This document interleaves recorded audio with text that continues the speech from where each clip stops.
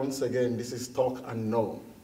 Like I told you before, we're going to be bringing topics that are very important, that affects our community as a whole. Everybody, no one is out of this. You see, this is what we are for. And like I promised you, I have brought one very good topic that will interest everybody. It is about our teenagers, and it's about their upbringing and the way it affects the society.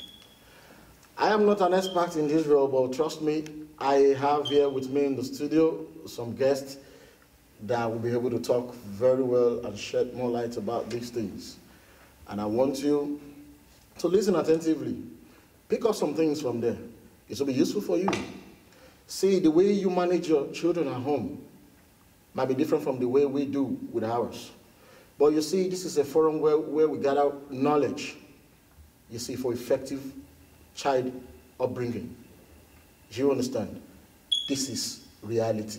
You cannot know it all. And I want you to be very, very, very, very attentive.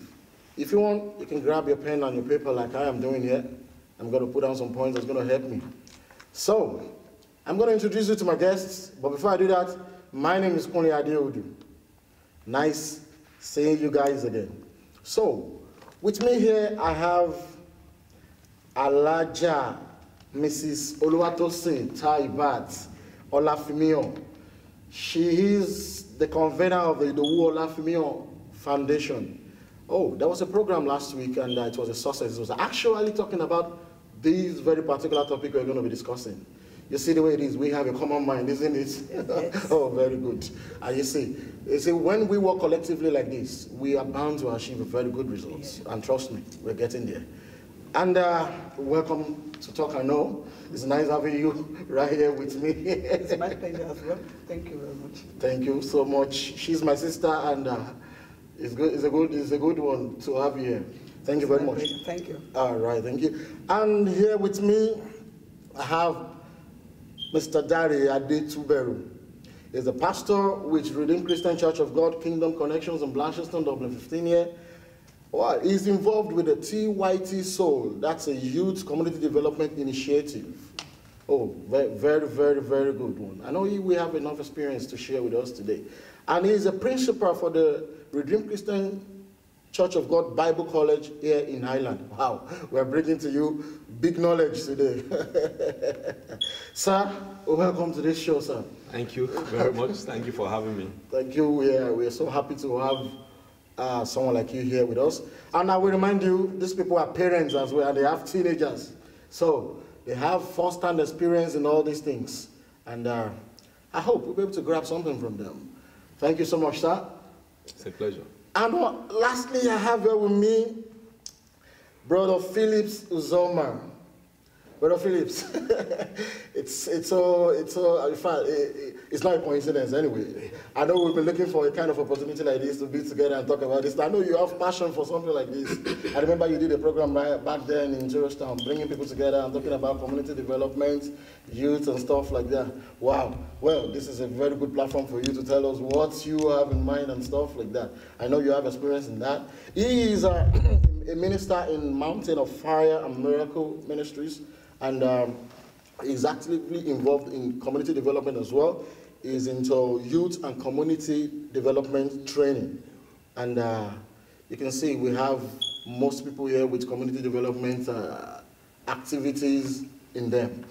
So I believe we will really get something out here today.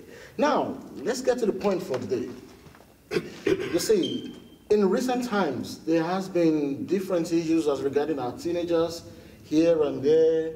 You know, there's hardly any news about teenagers that you won't find African children amongst, in the midst, like, if not one of the main perpetrators, you see. So it bothers me a lot, knowing fully well that where we came from as parents, we were actually trained, you know, to be disciplined and to behave ourselves outside. I remember my dad would always say to me, whenever I'm stepping out of the house, he would say, you will always remember the son of whom you are. Do you understand? That's to say, I have been imbibed with some kind of, values. And he wants me to represent that value outside. You can imagine that.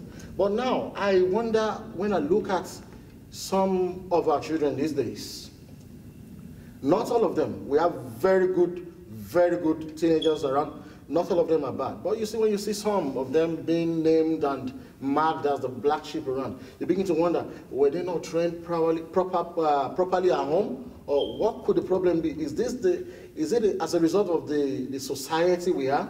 Or are we actually neglecting our role as a parent? Because let me say something to you. If you like it or not, if you believe me or not, the first touch for a child tutoring begins at home. The parents are the first teacher of any child.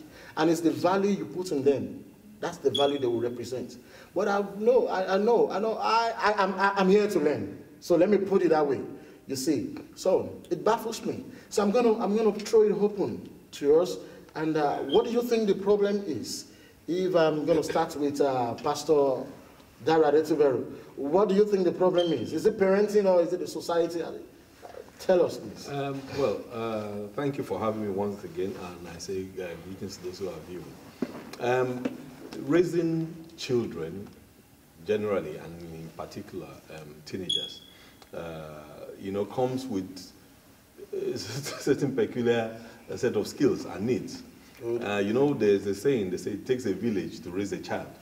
So it means that it's just not one size fits all. So it's an ongoing work. But the peculiar situation that we find ourselves in Ireland, I believe that's what we're focusing on. Yes. So if we look at the village, so to speak, the environment that we're living in, migrants, first generation migrants, and in a country where they are not a precedent, for example, for those children or even the parents to follow. So most of the things will be learning it as pioneers.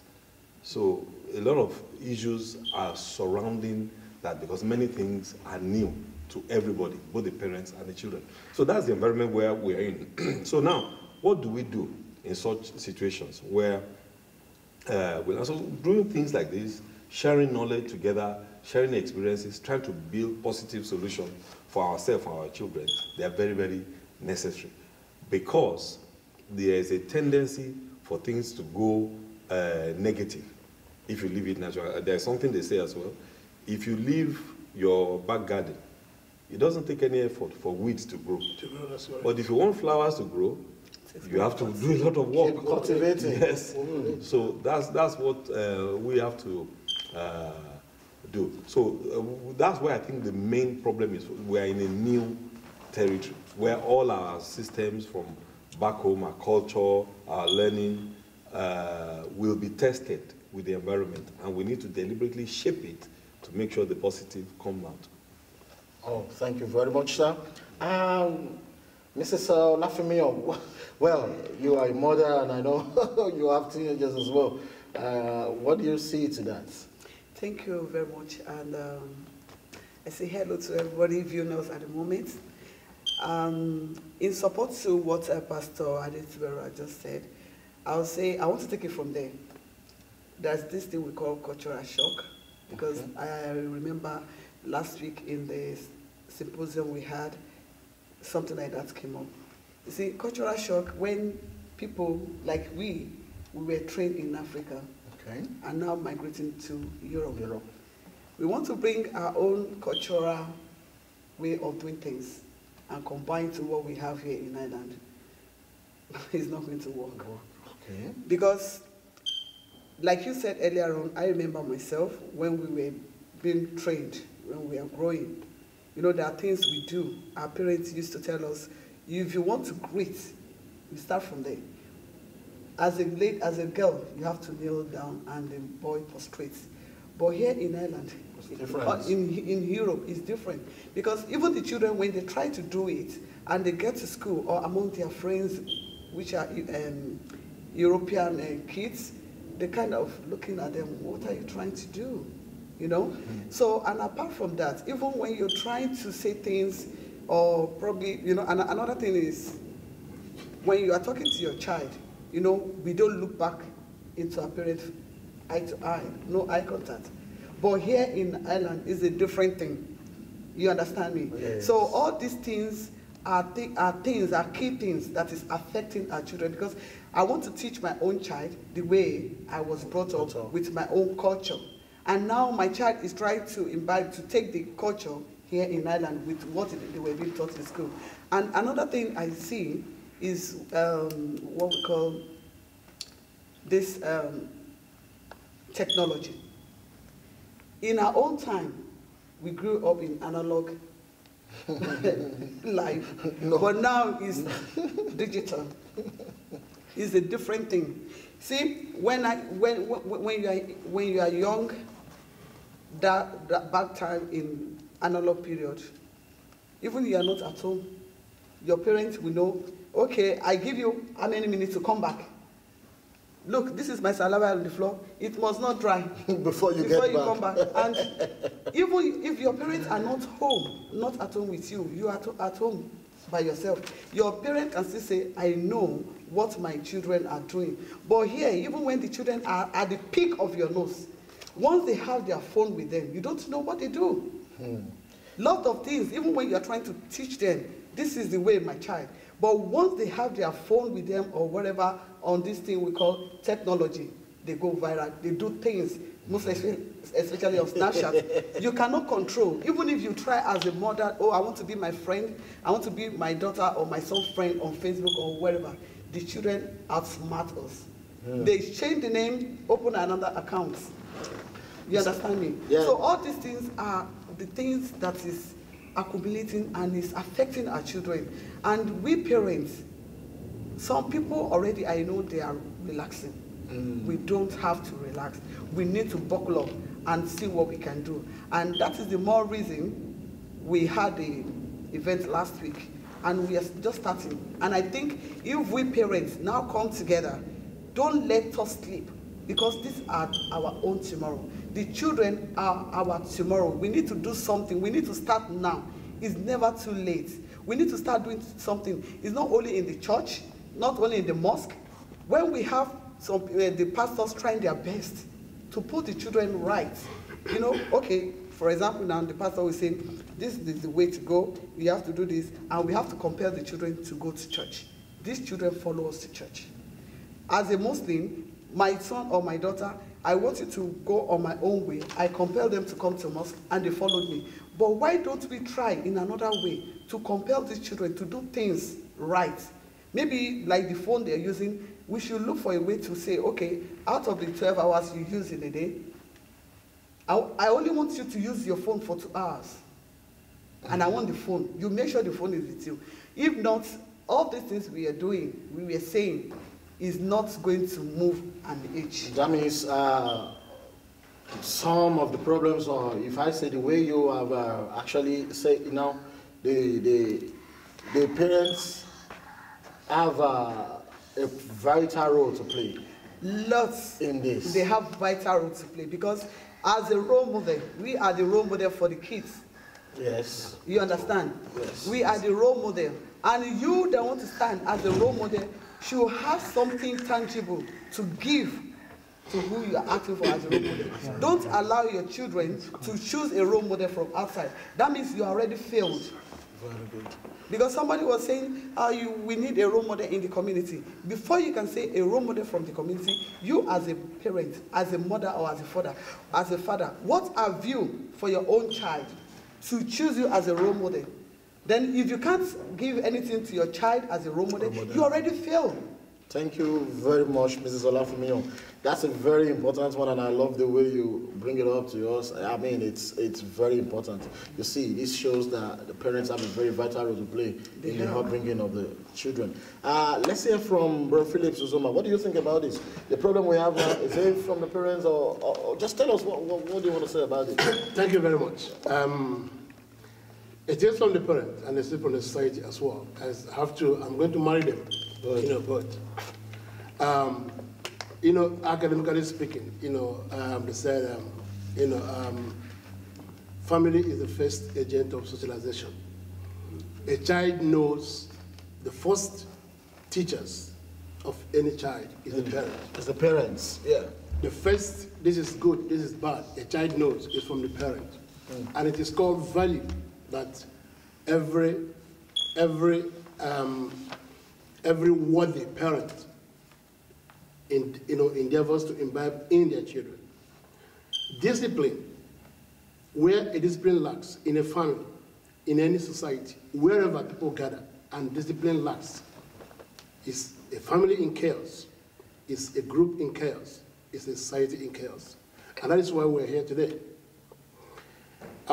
Most of the unacceptable behavior that is fast becoming a culture in our young people is because a lot of families are dysfunctional.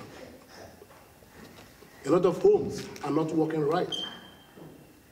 Money has taken preeminence over the love and the training a parent should give to his children. Some parents will prefer to drop money, give them enough money, buy them the best gadget, and work 24/7, both parents, and pay minus. So at the end of the day, some parents do not know who their child is, even up to 10, 11 years. As a minister in Mountain of Fire and Miracle Ministries, I've been privileged to come in contact one-on-one with some children. And some would tell me, who am I supposed to listen to? He's not been there. She's not been there. I don't even know who you want me to be friends with. I don't even know who you want me to listen to. And this is a child talking about a parent, because both parents are engaged in money-making ventures at the detriment of instilling values to their children. And when the child grows up, it's what he picks up and where they are kept as minors. It's what he picks up, where they go to school. That's what they're going to grow with. And they are in the large number. The few parents who are doing their best to train their children in the right way, their children will come back and they feel like they are now scapegoats. They're supposed to be in the right, but they are now like outcasts. And before you know it, they've moved over to the negative. And that's why we're here today, talking about the unacceptable, quick-growing negative attitude of our young people in Ireland. Culture, they said, is the way of life of a people. We are not mad from Africa. We were disciplined because our parents meant well for us. And that's what we should let it continue. But now I'll have to bring it to maybe the African communities. The Indians, you don't see them in this antisocial behavior. The Pakistanis, you don't see that in antisocial behavior. The Filipinos, you don't see that in why would it be the African children in this negative, ways of, picking the life in Ireland? And when we come to say, oh, it's a society they live in, it is completely an error. Because if you mix up with, some Irish people, they have family values. If there's anything I know of the Irish, it's family values. Grandpa, grandma, is that enshrined in them. And they look at themselves. But yes, in the society, there are some parents too who are selfish. Maybe they engage themselves in their pleasures and leave their children to do whatever they want. And it is their children that are causing chaos in the Irish society. And these are the children, when they mix up with our own children in the schools, our children quickly pick up those vices. And they even do it even worse than where they picked up. Wannabes. They become more deadly. I have been privileged as, in the course of my training as a community and youth development student, I have been sat down and said there are thoughts groups in the black community. And the question is, people from Africa, we might say, oh, our government, people in that, they bring their children to train in overseas. Now we're living in overseas. Why is our African children here? It's just in the majority, not particular about excellence in school. That is the right they have. They have the schools there. So the right they have is to go to school. Is your parents stopping from going to school? The answer is no. So why not talk about your tomorrow? Why not be serious about your studies? To be somebody tomorrow. Why would you be disruptive? Why would you not allow the church to teach and you form a gang to fight, to go to shops and rob? Why are they having the freedom in a society that they should capitalize on the good things of the opportunity they have, the enabling environment, to enhance their tomorrow. But they're not caring about that. They are all the freedom they have to wear, nonsense kind of dressing, to go to the shops and rob shops, and they fight security and do other kind of things. Why is that the culture they pick? But that is a bad representation of the Irish community. Brother Philip, you see, I've been privileged to see families that actually give proper training to their children. And you still find these kids these teenagers doing what they were not taught at home. Now, you see, let's put some clarity into this. Yes, sir. Naturally, you see, teenagers, they are meant, when they get to that particular age, you see, they are thrill-seeking, and they have some risky behaviors they try to, experiment with. You understand? It's the age of storm. Yeah, it's the age of storm. The age of storm, yeah. Put it, yeah, very good. I agree with that. You see, it is to an extent, it is normal for teenagers to want to experiment or to want to exploit their boundaries, because that is how they will grow up to become a kind of dependable adults. You understand? But the problem is this. Or let me not say the problem is this. That is where the parents come in, don't you think? They will definitely want to go beyond the boundaries set for them. Mm-hmm. But now it is the responsibility of the parents to instill values in them, watch them, keep them at arm's length, and stuff like that. You understand? Now, are we not doing this right? Are the parents not really doing it? Because I'm saying to you, I know some parents that actually gave their best, but now one thing again is this. Both of them are always working overtime in the night, in the morning, you see. They get too busy. That is where the problem now lies. When you now realize parents, you say the parents are actually trying their best for their child, to raise a child. You see, like Pastor said earlier, to raise a child is not something that is very easy. You see, you want to raise a child, and when it comes to the state of teenager, one has to be very, very careful, because that period, for the 3 or 4 years of their teen, they tend to go wide. But you as a parent, do you ever think of, do I have time for them? That's do I pray the time? That's a very good point now. Do I listen to them? That's a very good point now. Do I know what my child is capable of doing at any point in time? Having a kind of connection with them. Yes. Good. Because when you have enough time for your child, you'll be able to say or vouch for that child, this is what my child is doing, and such child will not let you down. And do you show enough love? Not about going to work, because you want to buy... Trying to make money. We need to build houses. Because they want to buy the latest trainers, which is 170 in market, you buy it.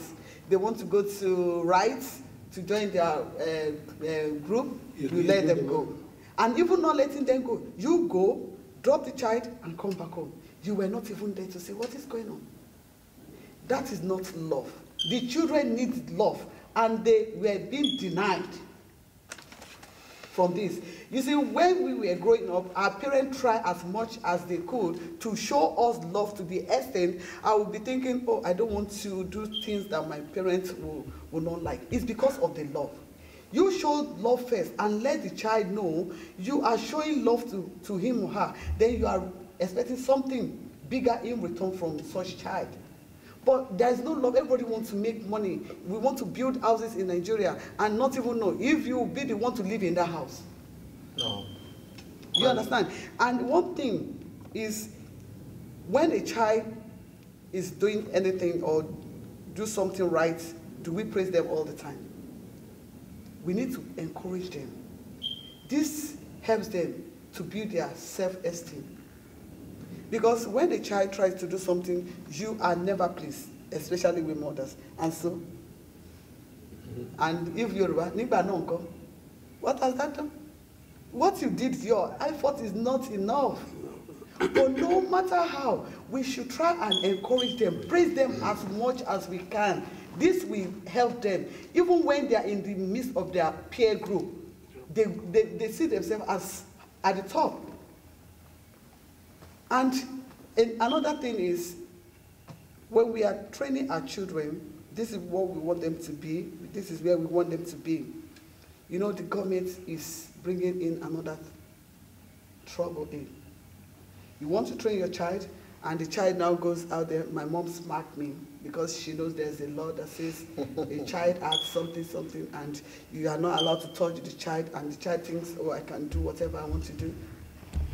Such child see him or herself as a superhero. As a freedom, yeah. And you, as a father, or mother, you cannot come together to say, let there be one voice, and this is what we need in this house. And you lay down the rule, and nobody should change it. But in a case whereby pastor is saying something, and I am, for example, I am Mrs. Pastor. I say, Pastor, no, that is not going to work. I've seen instances. Like there's no unity in... Yes, there's no consistency. No structure. There should be a laid down structure for the children to follow, and you must not change it. They all know this is a rule in the house, and it must be. Okay. Right from when they are young. Let them know whatever happens in the house stays in the house. You should not say to anybody. Family outside. values. It's family values. But when you are not doing this, you did not culture your child. Your child will even say things that does not you're not supposed to. Happens out there. Yeah. All in name, he or she wants to say something. Oh, very good. That's a very good and very important point as well. You see, I really that's a very good one. We thank you, Mrs. Olafemio. You see, let me say this, Pastor. Do you think, because she made a point now, and I just want us to look at that as well. You see, we're trying to see the possible issues. I mean, the causes of these misbehaviors I've been saying, I mean, being exhibited by these teenagers, you see. Pastor, you see, would you say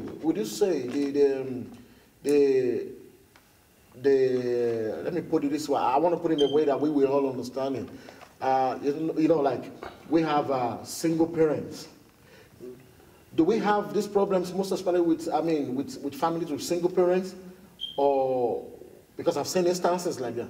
They were trying to do a kind of statistics, checking the people that are actually involved in these, in majority of these crimes of violence, you see. And it so happened that most of them, 90% of them, are from single parents' home.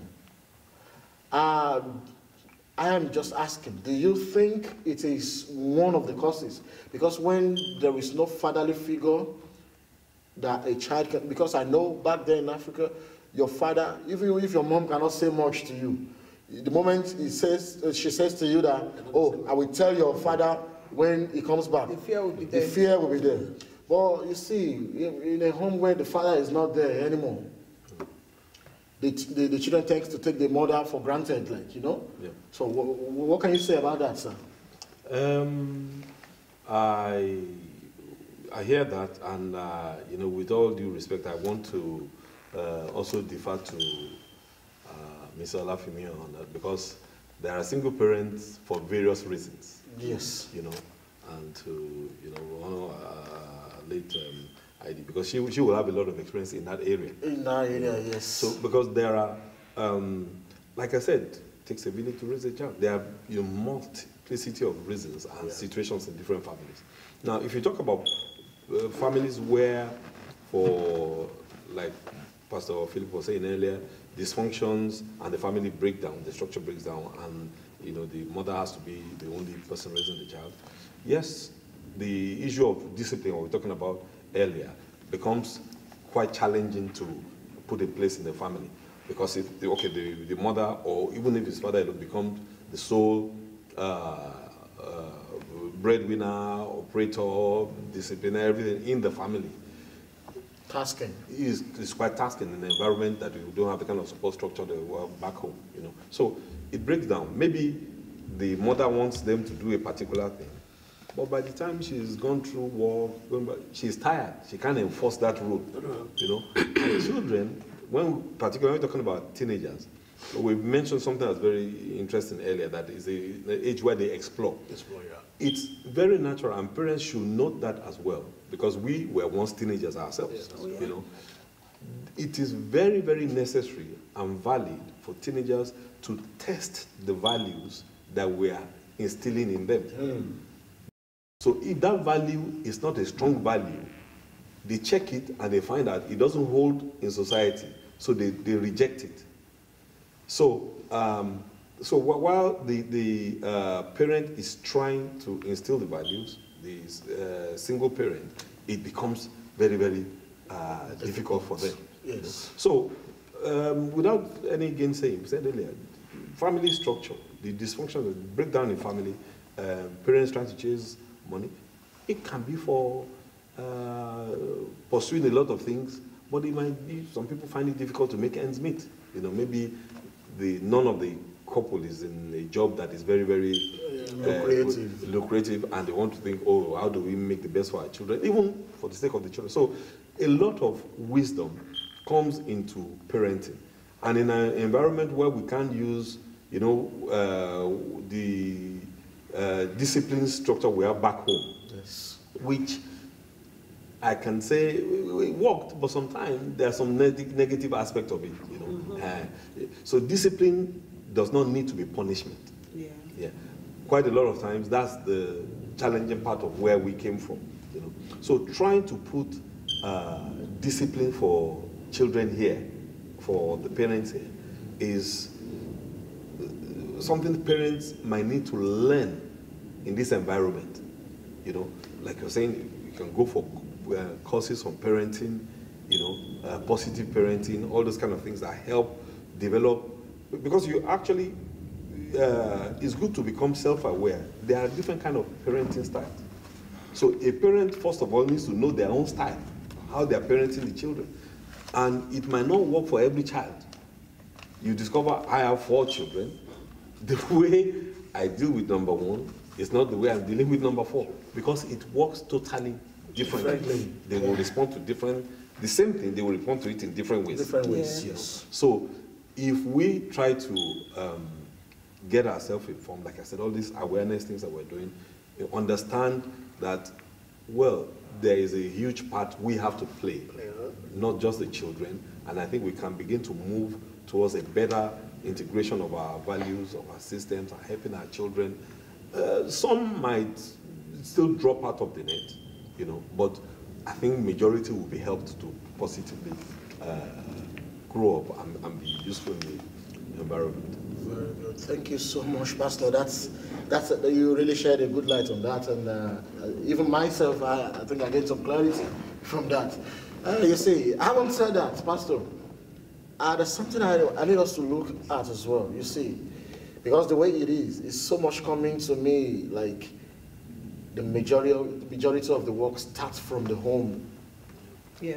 More or less like parents. You see, now, how do we be good role models to these kids, to these children? I think that's very important, because see, the first friends they have is in the home. And what you do is what they want to do, like. Yep. So now, how do we be good? How do we become good role models for these kids? How do we instill into them good values and stuff like that? You see, like I once had a friend that said he caught his teenager boy, you know, his teenage boy. Let me put it that way, drinking. Said he caught him drinking. I said, drinking alcohol. And I said, well, look at yourself. Look at yourself. You yourself, you drink even till you get drunk in the presence of these children. So what do you expect? You see, what you don't, I've come to realize what you don't want your kids to do, you don't do it in the, start it at all. you understand? So now, let's talk about this. How do we be good role models to these children? Because what they see us do is what they do. And down they bring it back to the community at large. At large. So Director, Okay, maybe you want to take that. Talking about role models, okay, I cannot impact a life without using a personal experience and example. So I am a father, good. and I'm a minister of God, of the Word of God, and I'm having terrible challenge from my 2 teenage sons right now, as we speak. How is the challenge coming? Like they now tell me, okay, there's a certain way I want them to dress decently to church. This is the house of God. You have to reverence God. You have to respect the house of God. So it's not going to be a sports, a field, track and event, affair, that kind of thing. So because it's like, what I'm talking about is like we have to be very thorough. There's a time for everything. And that should be, let them know. Whatever you're doing, do it very well. Where are we? We're going to church. So we have to dress like we're going to church. When we go to sports, I buy the stuff. And I want you to, if you're jogging, if you want to go to the field, this is the way you dress to go to the field. So you have to understand that. But the conflict now is, okay, even fellow ministers, maybe you see their children, maybe wear slack. And my son will come back to me and said, but this person said, son, and this one is even a senior person.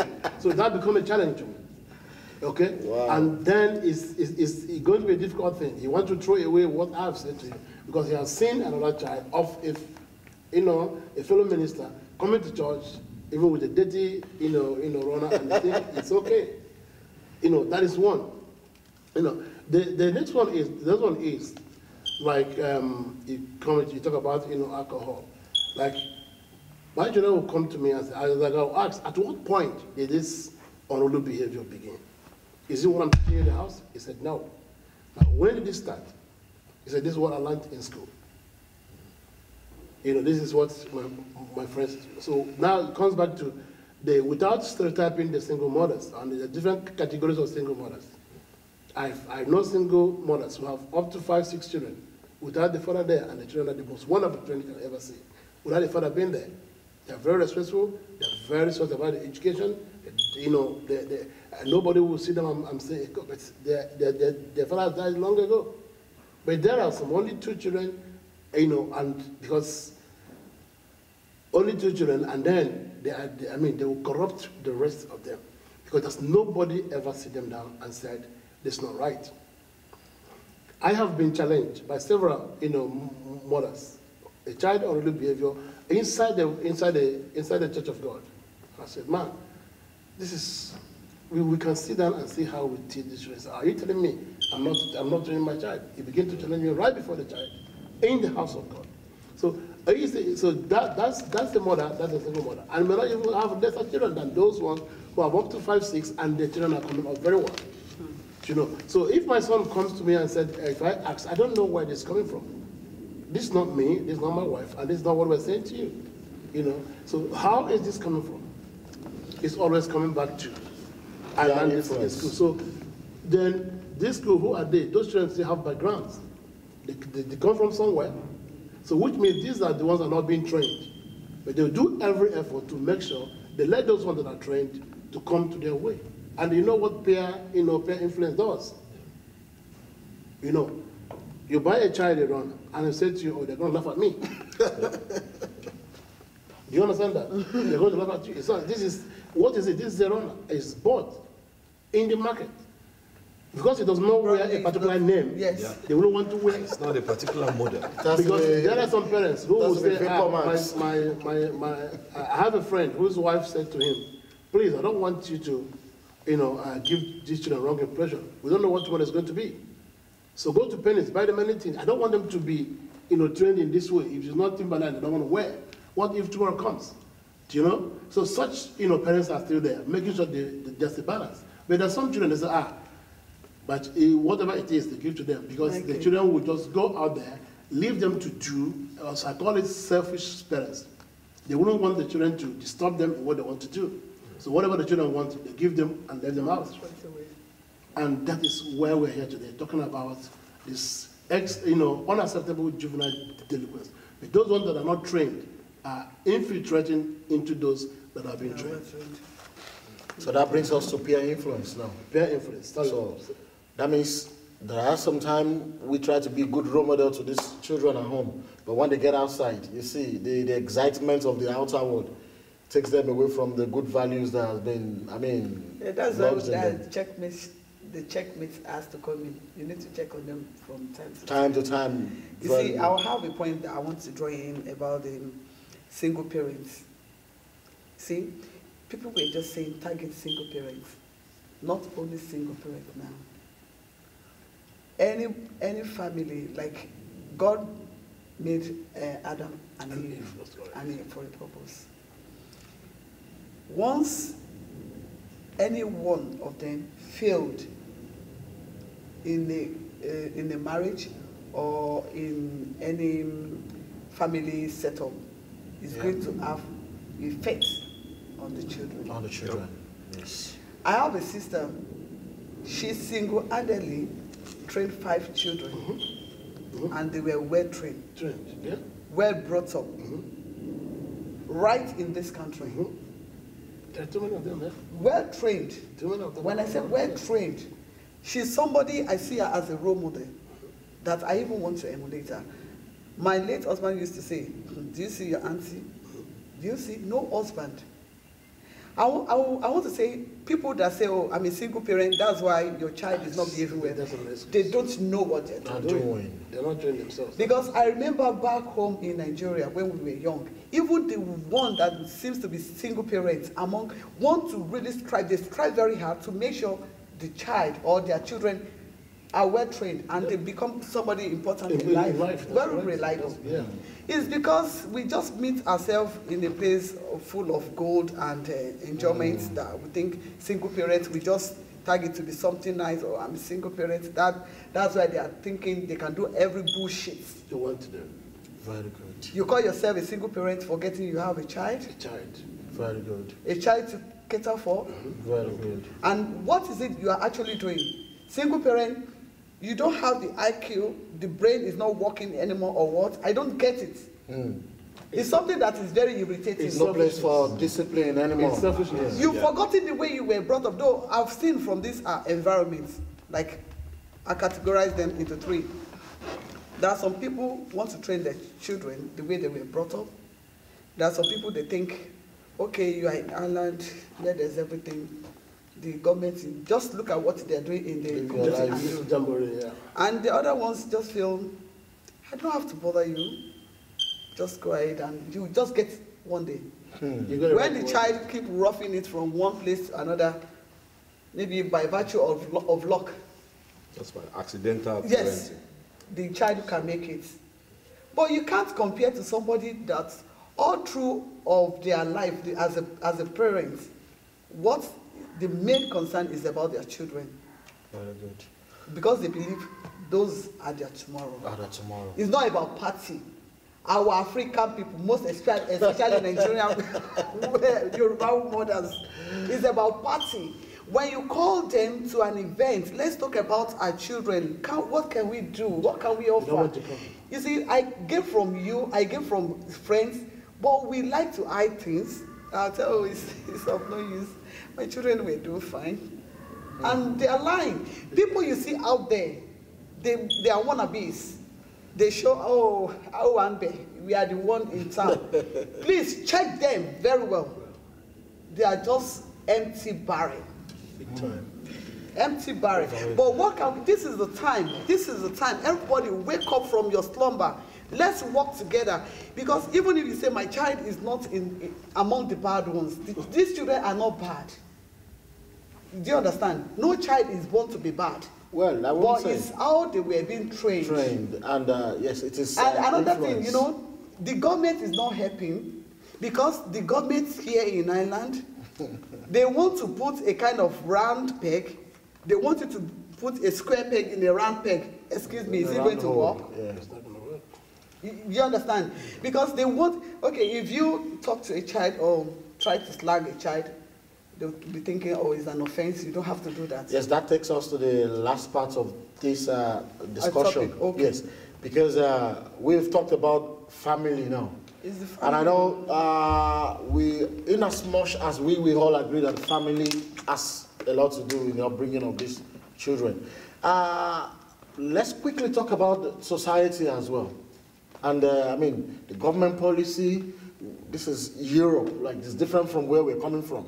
It has a kind of effect on the way we handle them as well.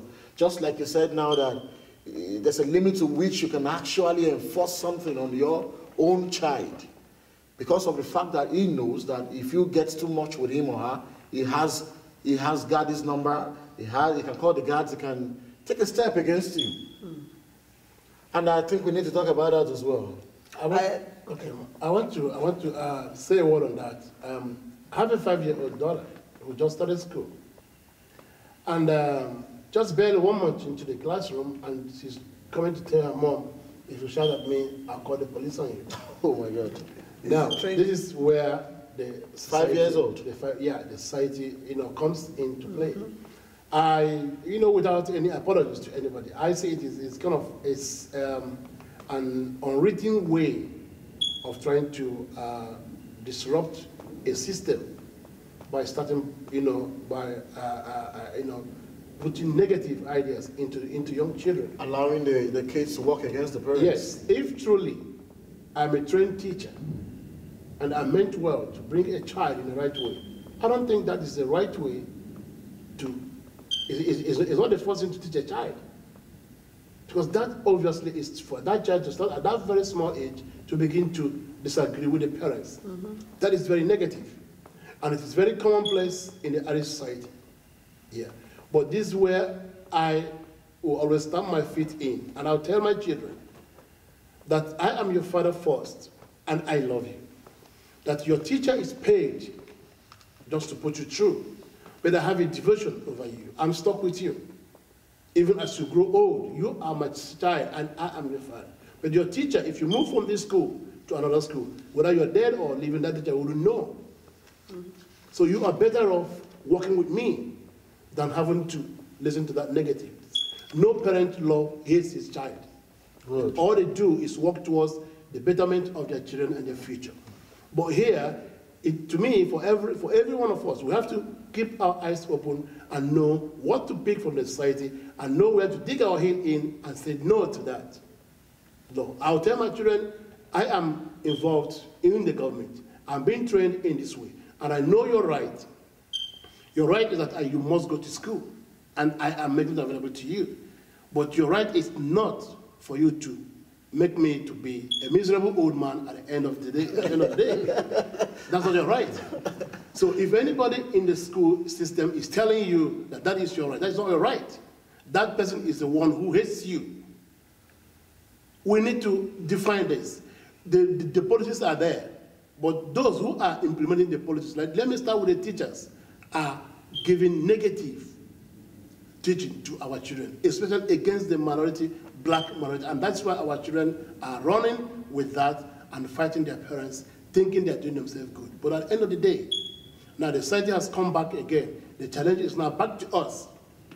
We are now being, stereotyped. Our boys are bad. Obviously, what you don't have, you don't give. You don't give, yeah. So when a child has not been given, when you're not giving a child a proper education, what do? That child is bitter, he's untamed. Any wild animal is not tamed, but you can tame a wild animal, to become, a domestic animal. So I see those children who run with those things the teachers said them as those who are untamed. And I can tell you that they are the ones who are making sure, those who want to be good or work with their parents. I was in Lidl here in Terrystown, and 2 white boys and two black boys and a white boy came into Lidl. And one of the black boys has some money on him, but one other black boy is putting pressure on the boy to bring out the money to spend. And the boy said, that's my mother's money. I'll spend the much she asked me to spend. I'm not going to spend it anymore. The other black boy and the other white boy was putting pressure on that boy to bring out the money. Now, this is the good boy who has spent the much the mother said he should spend, and doesn't want to spend the rest. And another black boy who has no respect for his parents is telling him the lies to tell to his parents. But if that boy is not strong enough, which a lot of them are not, he will have given it and spent the money the mother gave to him. This is the problem we are talking about. Thank you, Brother Philip. This is, well, this is a very good high opener. I'm getting a lot from this. I don't have a teenage child yet, but I tell you, I'm storing some knowledge now, pending that time. Pastor, I know as a man of God, I know you have 1 or 2 experience when it comes to these things as well.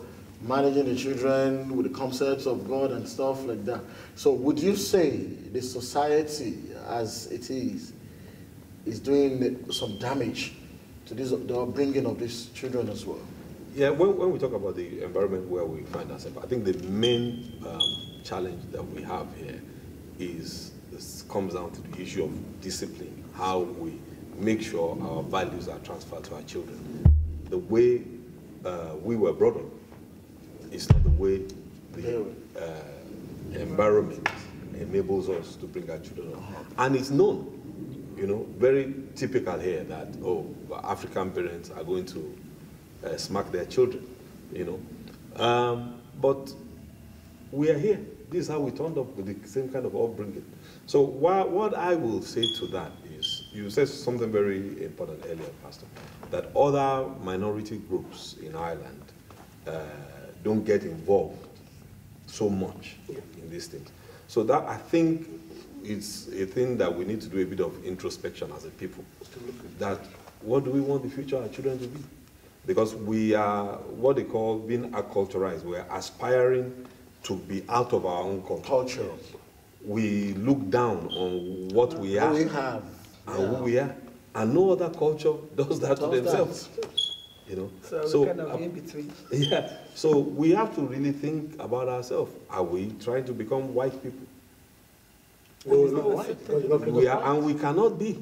That's not who we are. That's not who we are. So while we can realize that there might be excesses in some of our own upbringing, which I can agree with, discipline does not need to always be punishment, but we can keep the good discipline of our parents were very disciplined people. They are known to be like that. Our parents were very, and that's what shaped us. So for us to now raise children, at times I laugh at my children and say, I wish you were in Africa. I said this and you are saying this back to me. I can't imagine. You want me to come to you. You are not serious.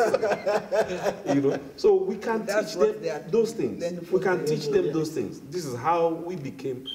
And as a people, if that is how we generally allow our culture to slip away, to actually be in us, to be infused in this environment, our children will realize that is how our black children should behave. There's a way they should behave. There's a way. Yes. I had a discussion with a gentleman some time ago that we wanted to even call African parents to a meeting sometime, that can we sort of start working on things where and this is in response to the issues that happen in our local communities, where we allow our African parents to challenge African children when they see them outside. Yes. Like we do in Africa, because you know that if you are doing some things, that person doesn't need to be your parent before they say, are you not this person's?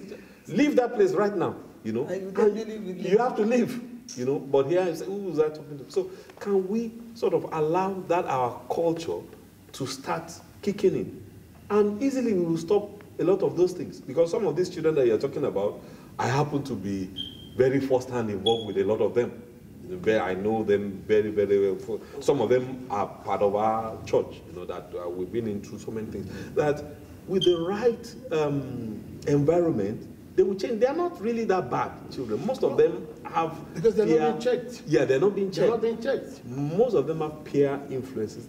I can say, if you want to talk about the statistics now, talking about children who will be around teenagers, maybe maximum like a couple of thousands in the environment. But they have checked it that it's not up to 50 of them that is giving all this bad news. So imagine 50 out of 2,000. You understand? So they are giving everybody a bad name. So if we decide together to create an environment to be African. Yeah, to be African. To be African. Yeah, and to be proud of being that, we will check that 50 that they will not go into excess, because they will go through their teenage years and they will grow out of it, hopefully. Thank you very much, Pastor. This is very good, and it's a nice one. Yeah, this brings us to the end of the program for today, and I believe we have gained a lot. Viewers, I so much believe we have actually listened to one of the things. You see, nobody is condemning your parenting style, but we can learn from each other. You can learn from people. You can learn from others. You see, we are not the best heads here, but we are saying what we know as far as our own experiences is concerned. And I want to say a big thank you to Pastor Dara Adetuberu for being with me today. Mrs. Olafimio, thank you very much. Thank you very much. And I want to chip in something. There's this program we were trying to organize about parenting. Okay. It's for mothers. So I don't know if there's anybody that is interested in joining the course. We need about 15 people to start the job, to start with now, to start the course. So whoever that is interested can just contact you, then you can let me know. Or you give them my number. I don't know how you want to do it. That is perfect. Just to let that go. So we need, after that we can organize another one. And the government is going to fund it anyway. That's a very good initiative to train the parents.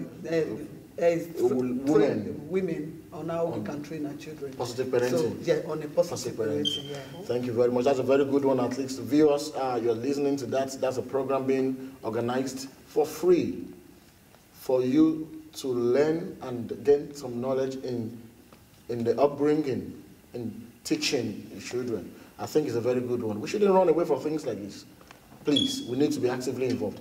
And Brother Philip is over.